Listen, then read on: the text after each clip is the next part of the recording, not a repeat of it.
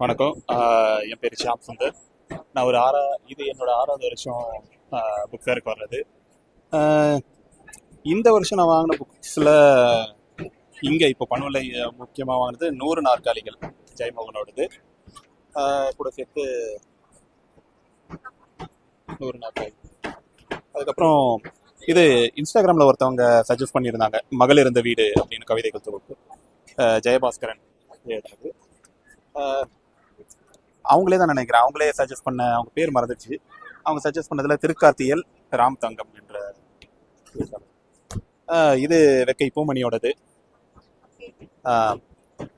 இது கூடவே சேர்த்து மெல்ல சேர்த்து மீண்டு வா கிருஷ்பாலா, இதெல்லாம் நான் வாங்கியிருக்கேன். இது தவிர